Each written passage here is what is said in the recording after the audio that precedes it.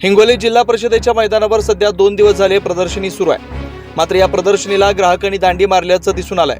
नियोजन शून्य कारभारामुळे प्रशासनाकडून पाहिजे तशी प्रसिद्धी न झाल्यानं ही प्रदर्शनी फक्त नावालाच का असा सवाल आता उपस्थित केला जातोय। लाखो रुपये खर्च करून प्रदर्शनीला नागरिक तथा ग्राहक पाठ फिरवत असतील, अपयश कोणाचं असाही सवाल आता उपस्थित केला जातोय।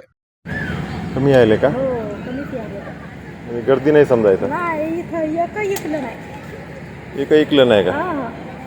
का बरं, कारण काय? काय माहित आता.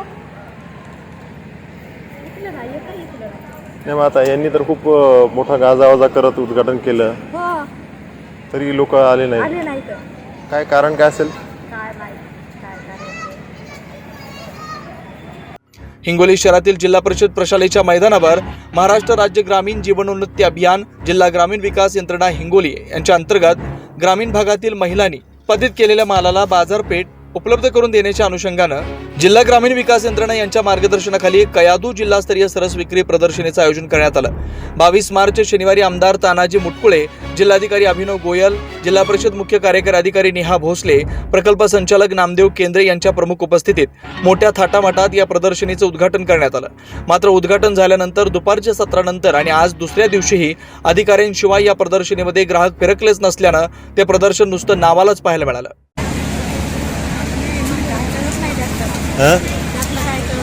नाही, गर्दी कशी आहे इथं? किती विकलं गेलं तुमचं? काहीच नाही विकलं गेलं। बरं, कितवा दिवस आहे आजचा? म्हणजे काल बी नाही विकलं का? आजही नाही विकलं?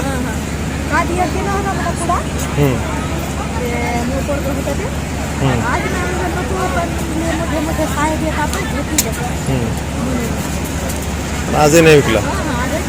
काय कारण असेल बरं? तुम्ही कुठून आले? समगेवून आले का? या प्रदर्शनीत स्टॉल लावण्यासाठी संपूर्ण जिल्ह्यातून महिलांनी विक्री करण्याच्या वस्तू घेऊन आल्या। मात्र नियोजन शून्य कामामुळे या विक्री प्रदर्शनीला ग्राहकांनी या प्रदर्शनीला पाठ फिरवल्याचं दिसून आलं। ज्याने स्टॉल लावले त्या स्टॉलकडे ग्राहकांनी दांडी मारल्यानं यानंतर प्रदर्शनीमध्ये स्टॉल लावायचे की नाही असा प्रश्न आता स्टॉल मालकांना पडलाय। एकीकडे लाखो रुपये खर्चून गाजावाजा केल्याचं सांगत प्रदर्शनीमध्ये शासनाचा लाखो रुपये निधी खर्च करून नियोजन शून्य कामामुळे, त्याचबरोबर पाहिजे तशी प्रसिद्धी न झाल्यानं शासनाचा लाखो रुपये निधी पाण्यात जाणार का असा प्रश्न निर्माण झालाय।